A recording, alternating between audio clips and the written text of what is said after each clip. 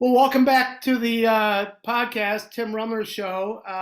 Kind of dive right into it. This next guest of mine is someone that I have known for a number of years. To be very transparent, our fathers were friends when we grew up in the Albion and Marshall area. We kind of took, well, we definitely took different career paths, but that being said, it's kind of we organically kind of had this intersection in life again and kind of getting to know each other. So I invited Judy Mason on the program today. And we're going to get a little bit of an education, hopefully, at least in the day in life of a mortgage banker and a collegiate volleyball coach. So, Yes. Judy, welcome to the program. Thanks for coming Thank, on. yeah. Thanks, Tim. Thanks for having me on. I appreciate it.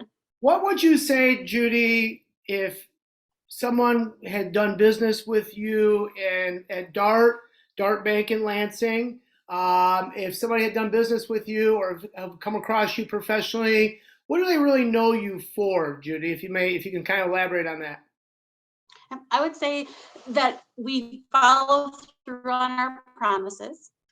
We accomplish what they set out to accomplish, their goals. Yep. The other thing is we don't do what's not the right thing, and I think it's just very simple. Yep. And it kind of goes with our motto, Dart Bank for what matters most. So Absolutely. Absolutely. Uh, Judy, I think it's important that the audience, and I do this with every guest, I think it's really important that the audience gets anybody watching this program gets a sense of who somebody is based on their experiences in their past, even going back to their youth. So, with that being said, can you talk a little bit about growing up in the Marshall area? What kinds of things were you involved in high school or sports, or even as much as you're willing to share what your parents did, on and on. If you could share a little bit about that, that'd be great. yeah, well, a lot of what I am today is obviously the way I grew up. I grew up working all the time, and it wasn't work that I didn't like. It was just what we did. My parents had a small farm, so they had 80 acres, and we boarded horses. We had at one time 21 horses on the farm. Mhm. But in addition to that, my dad's family actually had a deer farm prior to that. So the DNR used to drop off all different animals. We had raccoons, deer, we had geese, we had everything. So we always took care of what people needed. So you just grew up obviously taking care of people, customer service, Yep. working hard. Um, I definitely have cut wood, baled hay. I've done all of that. And it was great. I mean, I couldn't thank my parents enough for giving me that work ethic. On top of that, just like you are, my parents were a small business owner. Yep. So they owned two appliance stores, one in Marshall, one in Albion. And it wasn't something that was forced upon us, but I loved going on Saturdays, sitting there with my dad, answering the phone.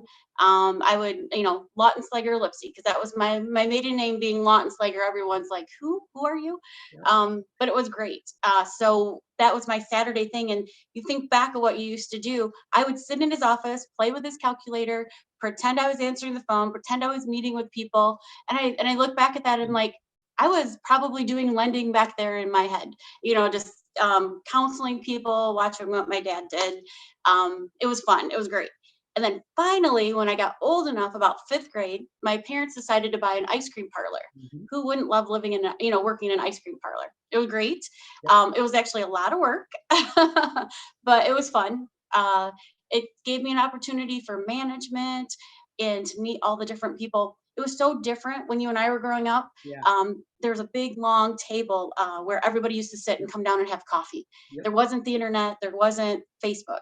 Instead of finding out what was going on with Mr. and Mrs. Smith, it was the gossip table right in the middle. But it was great because again, it was the regulars that came in, it was the relationships that were built, and it was a very big piece of me growing up and learning that part of life. My parents kept us busy all the time. We went canoeing, we had dune buggies, we went snowmobiling.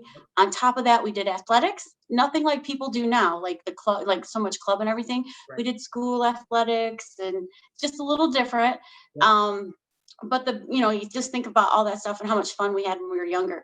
Did not have our phones with us all the time, so it was just completely different. But it was, again, it was nice to learn all the ways to get things done. Now you'll remember, again, at that meeting table, Yep. my dad was kind of talked into running for commissioner. And I know that you remember this because I know we all know about sign situations and how they seem to disappear out of people's yards, if I'm correct, right? So my dad was commissioner for 8 years, which was even a bigger part of learning communication, learning and meeting different people, understanding backgrounds, and learning relationships was huge. Yeah. That meeting table at the dairy bar actually held a lot of meetings with the Republican Party, the state representatives, and the different people that would come in and meet with my dad. He would just go over and have a coffee with them, which I think that's the great way. Everyone should be treated equally. They get to talk to each other, they get to communicate, and they get to get common goals in ground. So I learned a lot of that, but I also met a lot of people. Yeah. So fast forward to when I got into lending, though, Sure. that piece is a couple people I met that were friends of my dad. When we started to do lending up in Lansing, I was getting to know people, and we would host different events. I invited Bill Martin, if you remember Bill Martin, do. our state representative. I do. Yep. He also was the president of MAR, and he worked a lot with the realtors. And so I brought him to a Remax convention, and Love he it. had dinner with about 100 different realtors, with a lot of my vice presidents from Standard Federal. I couldn't have been so excited, but so proud. Oh my He goodness. knew me because I grew up with him, so it was wonderful. Isn't that weird how things go full circle like that? That is. Yep. And I just never knew what I was learning though from them. It was I great. am going to. Judy's a little modest in this, but I will get on the soapbox a little bit here. I do remember you working down there, and you did grill a mean hamburger. I remember that. You always worked the cash register. And I'm saying these things kind of selfishly to go down that memory road on here on the podcast, but also I think it really paints a picture of not only your willingness to work with people in your position that you do and be creative in what you do, but also try to find that meeting point and through communication. And I think that speaks volumes. You and your sister, don't think for a second. Even at that age, I wasn't aware of how hard you guys worked and the work ethic. My sister and myself the same way with growing up in a restaurant business, and then my dad's other small businesses. You learn that work ethic, and I think we were blessed early on to have that. And Judy and my dad were very good friends, and Judy's dad and my dad were very good friends, and I think that speaks hopefully a long ways to who we are and the way we carry ourselves now, and that's my point in saying that. So yeah. Your dad was a wonderful man, and I think I know that. So let's talk about. I think you got kind of a unique story, not so much in the way you got there, but kind of some of the hurdles you had to go through in getting to a position you're in now. Talk to me a little bit about, were you always interested in going to finance or banking? I think you really kind of found that niche early on, correct? Yep. I graduated from Western with a Yeah. finance degree and an Yeah. accounting minor. Mm-hmm. And my concentration actually was in mergers and acquisitions. I was going to go sit in a big office. I was certain that was going to happen. It's what I needed to do. But again, I didn't want student loans. So I worked at the bank while I was going to school. Yeah. I was a full-time teller at the end of before I graduated. So I worked 40 hours at the bank, and then I worked at a pizza place on the weekend as I was finishing up my tenure as a treasurer with Alpha Gamma Delta. What So pizza place? I'm gonna be selfish here. What pizza place? Franzoni's, which was over on Drake, what's that, Drake Road? Yep. On Drake Road, by Michigan. I do. And it was on the weekend. The only reason I went into my sorority is because all the fraternity guys worked at the pizza place, and they're like, "You got to join," and I'm like, "Oh, why not?" Right? I remember So that intersection. I yeah, definitely remember that. I went, of course, went to Western as well, so I remember yep. that area for sure. But go Well, ahead. and Roger Howard owned that pizza place. So he was a friend of my dad's, Mhm. and so he let me work just on the weekends, Mhm. so that I could get some extra cash, and Sure. it was great. Again, I didn't want any student loans. You being My parents, they worked a lot, but they weren't high income. Mhm. We were a moderate to modest family. Yeah. So Sure. I would say we worked for everything. Yep. And so I was just used to it, but it was nice to not come out of school with a bunch of bills. Yeah. And that was really big. Yeah. And so when I graduated, I stayed at the bank until I was able to get a position within the bank, which was Standard Federal, which was one of Mhm. the largest savings and loans in Michigan. Yep. So it was great because they offered a lot of opportunity. They knew when I graduated that I was in finance. So what happened is I got licensed. I got my Series 6, my variable contracts, my insurance. So I Mhm. got to learn a different side of it that I wasn't trained in college, but I Right. was, then I was trained on the job. Right. I did very well, and it was great. I learned a lot. The market was good. Sure. Everybody was happy. Mhm. Um, I got promoted and I transferred over to the Detroit area, which I was living in Clarkston, working Okay. down in Madison Heights. Yep. Um, that was great to be in a big city, learn all the different areas. It was starting to get a little nerve wracking though, taking people's money as the market started to twist. I Mhm. don't, I don't like people not to be satisfied. Yep. I couldn't control it. Mhm. And starting a family, I was really worried about that. Right. So talked to Standard Federal. And of course, having been there for a long time, I started back in 2000, oh, actually, I'm sorry, 1995, I started Okay. there. So it was a Okay. while ago. Yep. Yep. And so they actually moved me back to Kalamazoo to be a management trainee. Again, each part of the job, I learned every position in the bank. Mhm. So when you talk about the bank and growing up in the bank, Mhm. I'm basically a bank person. Yeah. And that just gave me a lot of different aspects of the deposit side, the all the laws, the Yep. requirements, and how the banks work, and having that experience with investments. Yeah. So when that happened, Standard Federal, their managers used to do all the lending.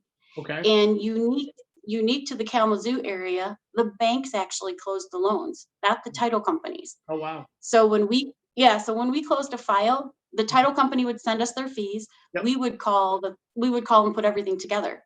Um, Definitely not the way it was in Lansing, Right. which again, I was promoted up to run the office and open a home lending center in Lansing. And Okay. this is kind of where the real story starts. Um, I went up there and I had four seasoned originators that came in, and they had come from a bank called Community First, which Okay. was the top lender in Lansing that Okay. had just gotten bought by Old Kent. Right. So I learned so much from these seasoned lenders in the area and how things worked. But we also negotiated Standard Federal to adapt to the area and become a strong lender in that area. So it was a lot of learning, it was a lot of information, but from there, being a manager and an originator, I loved it. I Yeah. loved finding people money, getting them Right. loans. As a savings and loan, they actually did things a lot different than they do now. The underwriters, we could drive down and talk to them, sit with them. Could They would make you sit there an hour and have coffee with them, and then ask, "Well, who were you here to see me about?" And then say, "Oh Sure. yeah, I'll do that." It Yeah. was an opinion. It was very different. Yeah. um, but it was a relationship you had with the underwriter, and it was had to make common sense. Had to have a background. Yep. So that was kind of interesting. It just, as you all know, the banks kind of bought and Sure. sold. So as Standard Federal sold, it wasn't right for me. And it was starting to become the big box that wasn't appealing to my customers. Yep. So Yep. at that time, I was recruited over to a company called First Federal, which was a bank in Yep. Lansing. Yep. And they said, "We want you to come in and be a community lender," because my average loan size was low. And the reason is I liked working with first time home buyers. Sure. I felt more comfortable with them because that that's who I grew up with. These are the people that I felt needed an extra um, voice for them. Hmm. So I do approach things in my own way, saying, "Hey, I need to help them Sure. because if somebody doesn't, who will?" Yeah. So that's where I came from on that side. Yeah. And then when I went into community lender, I was in the top 10 in the country for community lending. Hmm. Basically on the fact that in Michigan, they always thought community lending had to be $30,000, 40,000. Okay. When you look at lending in any area, it's not. When you look at a moderate income borrower, it's Yeah. the majority of people. It's your $44,000 a year. Actually, the moderate area is 65,000. And when we get into programs that we'll talk about in a minute, when you look at Sure. MISHDA, Yeah. down payment assistance, Sure. 84,000 for two people, that's pretty common, Yeah. and you can even be one person and make up to 96,000 and still get them some assistance. Sure. But we had that stereotype that if you were making, 40,000, that you're not low or moderate income. Right. Yes, you are. It's average. So that's where it was great to be able to press that issue at the larger banks and say, this fits your bucket. It's Sure. still a community lending purpose, and they don't have to be struggling at a $25,000 limit, Right. like for income to be considered helpful, because it's the middleman that gets kind of, you get in that gray area, Yeah. and it just stays. You make a little bit too much money for the assistance, but not enough to afford what would be great for your family.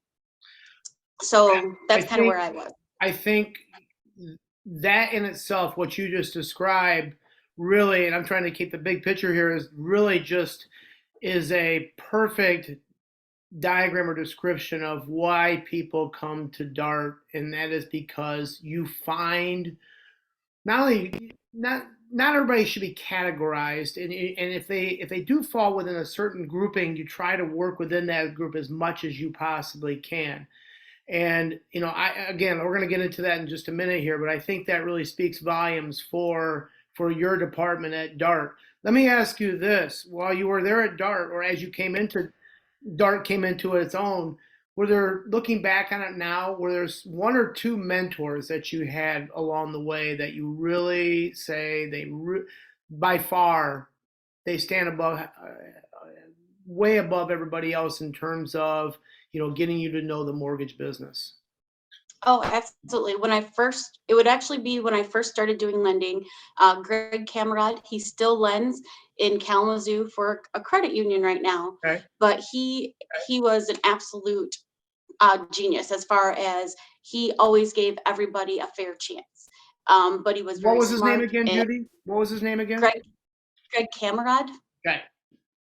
Yep. And I still am in contact with him. He's just a terrific man. Awesome. But he again was at the base where we both kind of felt the same way. Yep. We're like, we fight for the small person. Love it. But the other thing is we're smart enough and we're sophisticated enough to handle $1 million loan. I mean, and we handle $1 million loan like we do a $50,000 loan. Love it. There is no difference. It's the same need. I mean, one's maybe a little more special than the other, but so he was probably my first that I would say was one of the best lenders that I've ever met. And then as I worked into the Lansing area, you've got Barb Reamer. She's Yeah. actually over at Mercantile Bank now. A wonderful lady. Her and I very good friends. Our birthdays are very similar, but I would say she was probably one of the best lenders in Lansing as well. Love it. And her and I, if we have issues or questions, we still call each other and say, "Hey, what would you do in this situation?" The nice part about being in the business, for so long, we call each other and we work together. Because again, at the end of the day, good people do good things for customers and they get the job done. Yep. And if someone has a better product, and you don't want to say this too loud at Dart, I would tell them about it. Yeah. So, Yeah. and, Yeah. and it is what it is.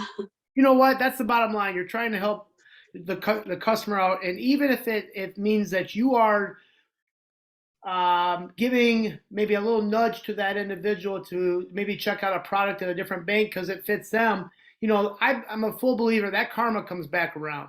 That karma comes Yep. back around, and it'll come back around full tilt at 100 miles per hour because, you do good, the good comes back to you. Not to say that you're going to do that with everybody, but I believe in that wholeheartedly. That's we were just talking about that the other day. And I know there's certain stories and certain circumstances that arise, but I have not come across really any situation other than the fact that brokers, realtors, realtor agents, mortgage bankers in Lansing, they really try to help each other out and work cooperatively as a whole. Now, again, there's certain circumstances here and there, but as a whole, I've really been amazed, and it's just nice to see people working together because you are working for the customer. You're working for them and that product that you're trying to provide to them and that family. So let's talk about volleyball a little bit. I know that's a Wait, passion of wait, yours. hold Go on. We ahead. gotta go Go back. ahead. Yeah, but Go. we gotta go back one step Yeah, though. yeah, The yeah. next person would, yeah, the next person would be Bill Huffnagel, Oh, the yeah. president of Dart Bank. Yeah. Yes.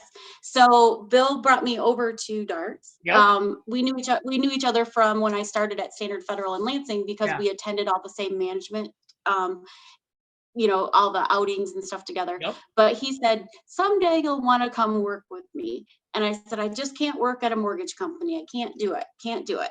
And by the time I ended up there, when all the banks were going this way and they were sending things out of state, I went over and Bill called me. He said, are you ready? And I said, yeah, I'm ready. And Nice. that was in 2008.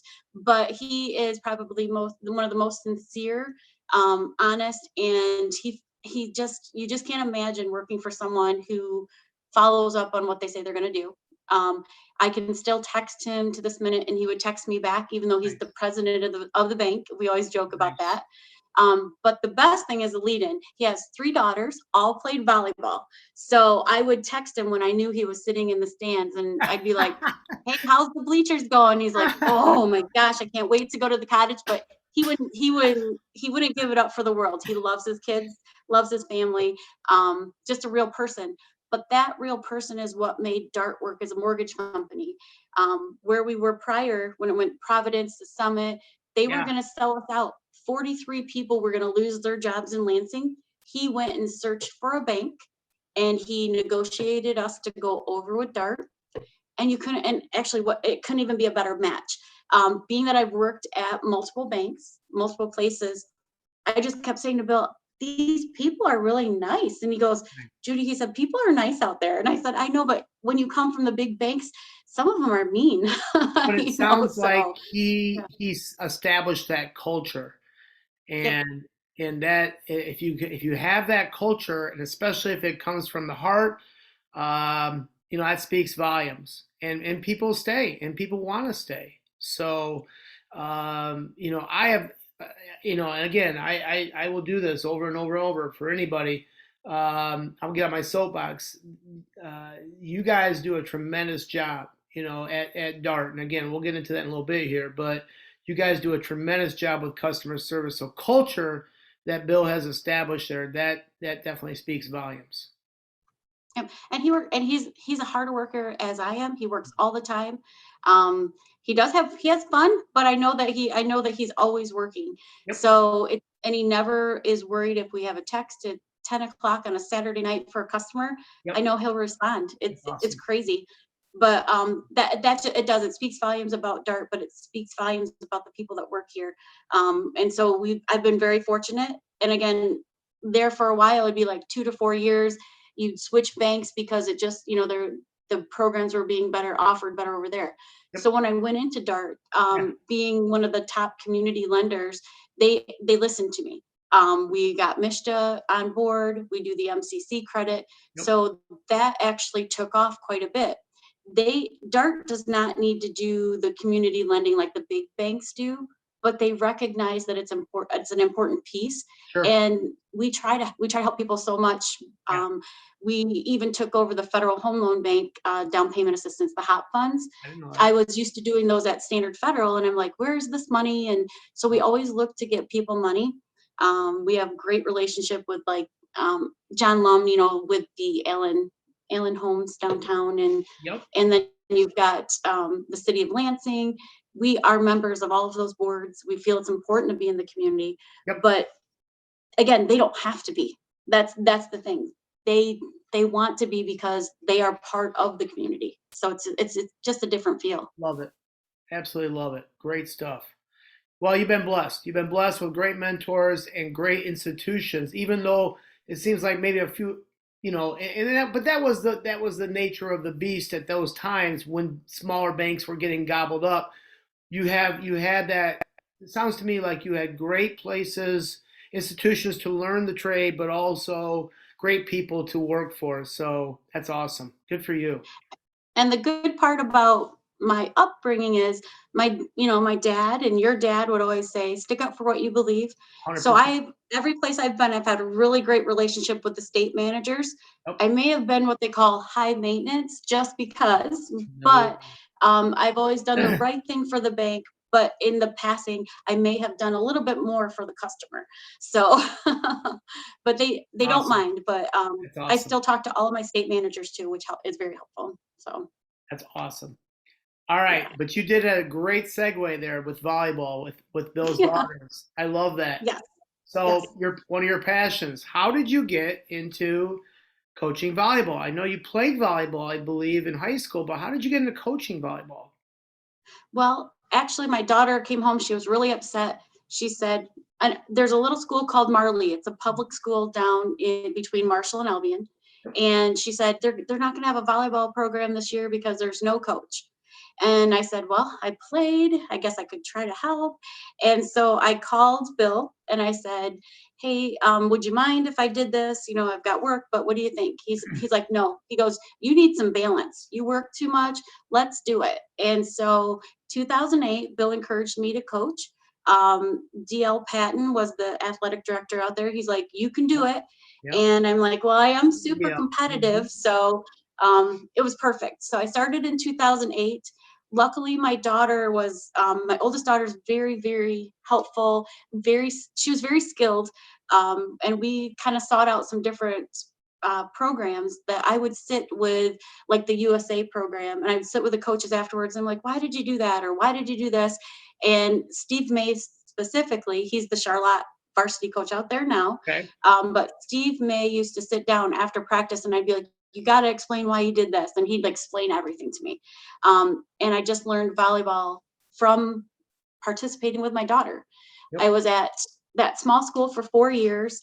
And then again, kind of followed my daughter up to high school for 4 years in Yep. freshman and JV. Yep. I met one of my strongest mentors and backers, Tom Van Wieden. He's Mhm. probably one of the best coaches out there. Yep.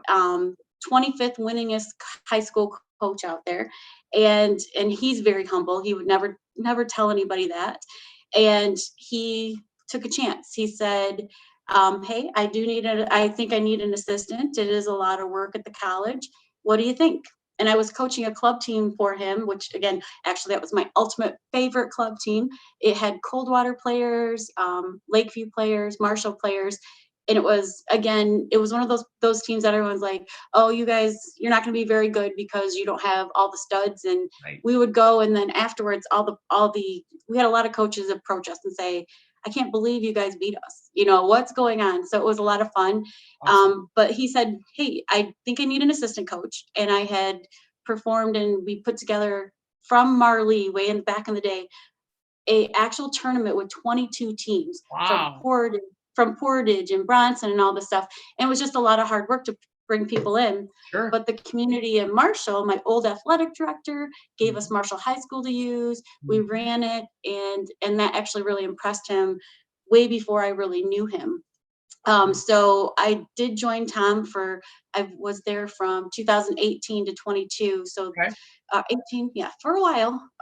But I've known him forever. So it's worked out really well.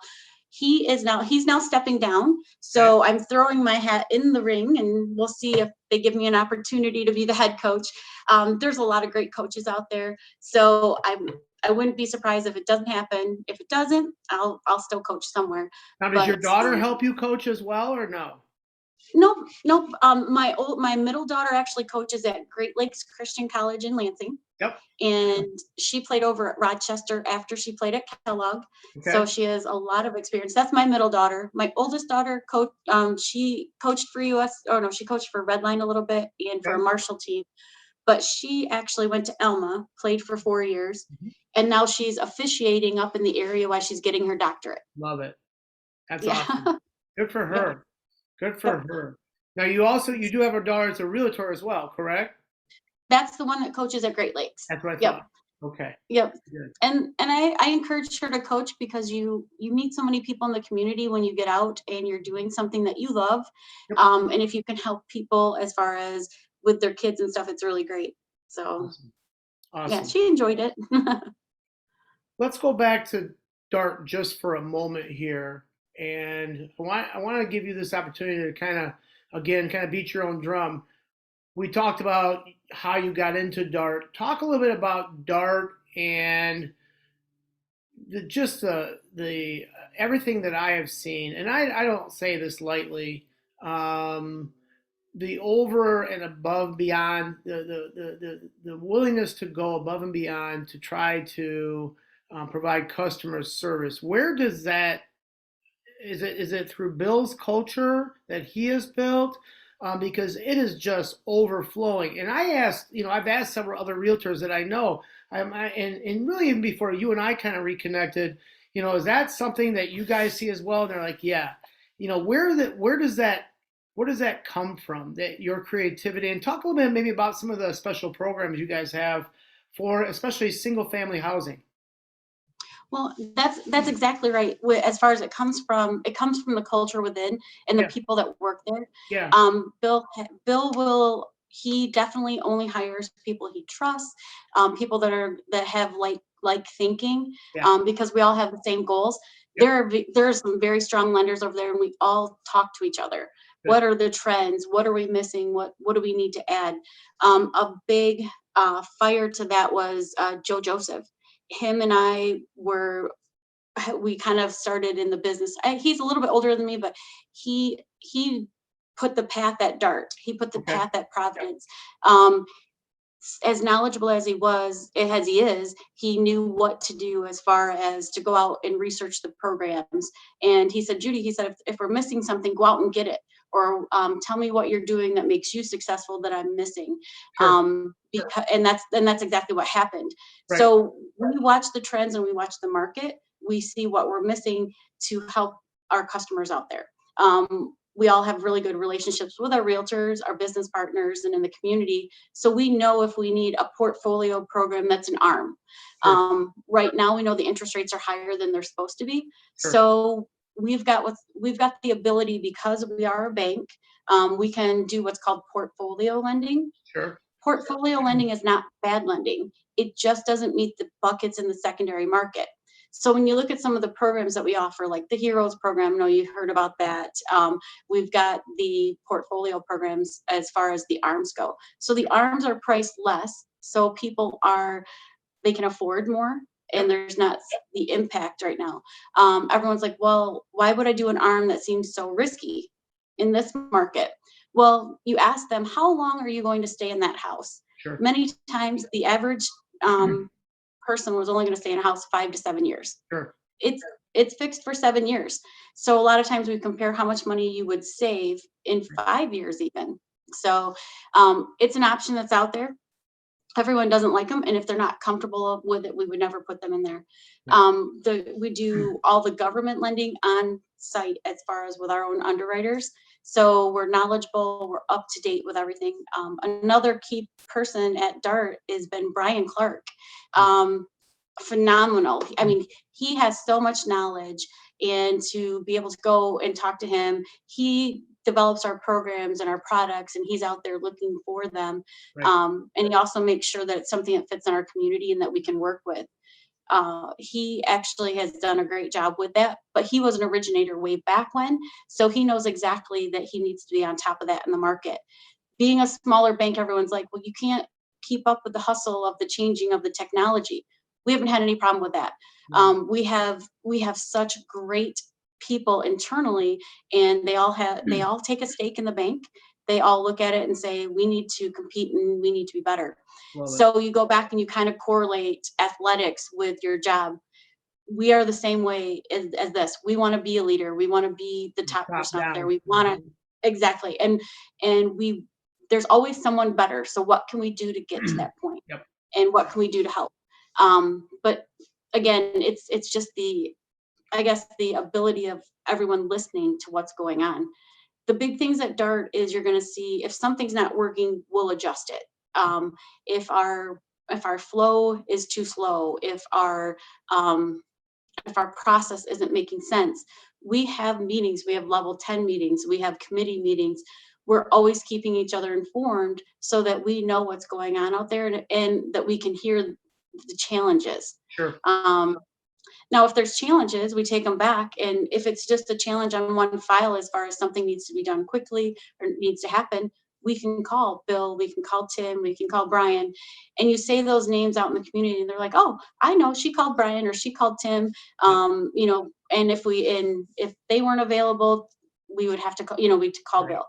So, but that's again, when you work with a small local bank, you're working with your neighbors. Yep. You're working, with the people that your kids play Sure. ball with their kids. Sure.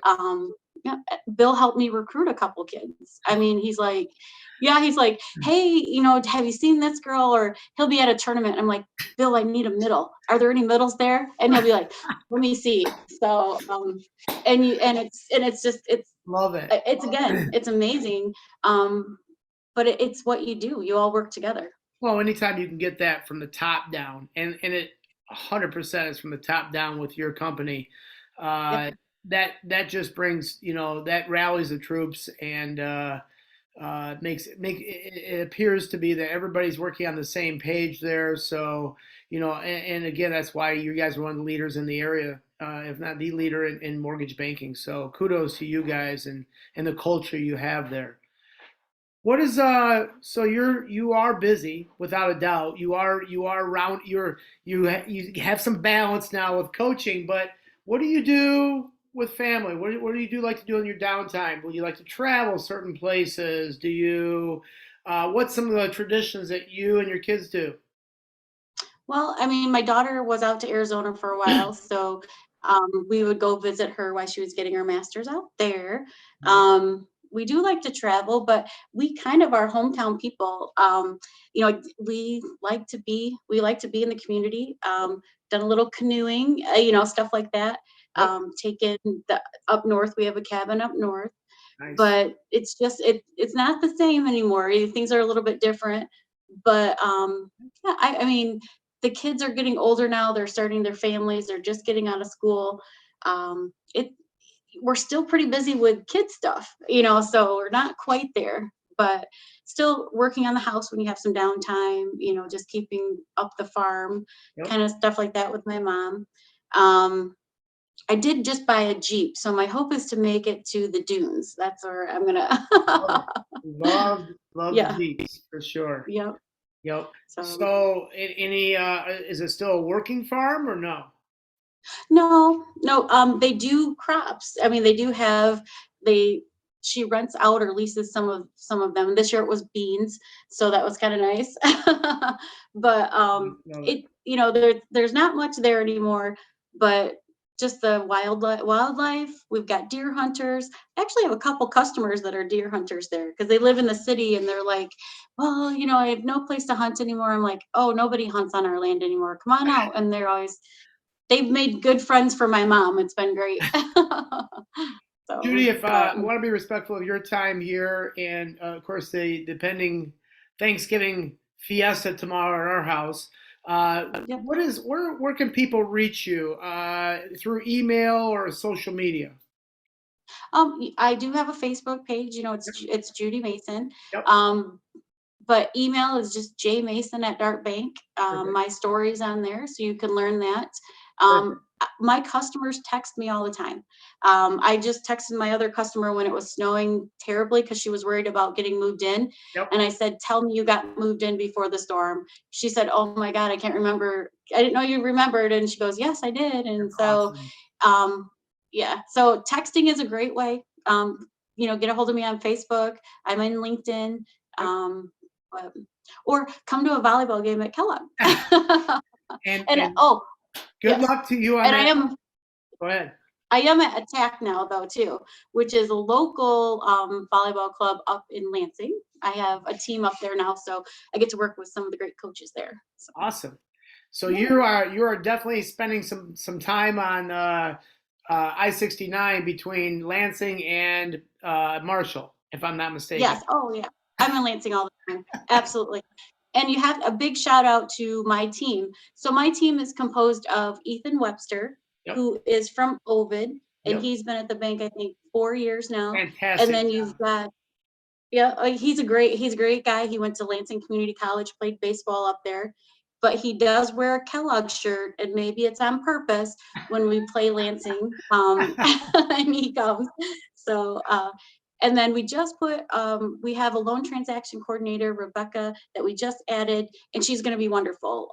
She was out in Chelsea, and so now we have 3 people, and I couldn't be more happy with what we're working on right now as a team. So awesome. Well, yep. The John Lautenslager and John Rumler would be proud. So I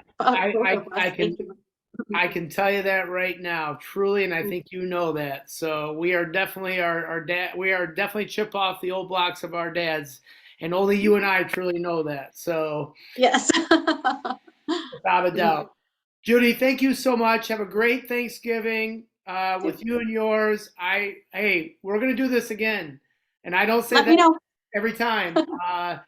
We're gonna do this again, and thank you for everything. And good luck. Good luck. Good luck with the head coaching process there. And I think you're a shoo-in. So have a great weekend. Thanks, Tim. I appreciate it. You too. Bye, Bye-bye. Judy. Bye.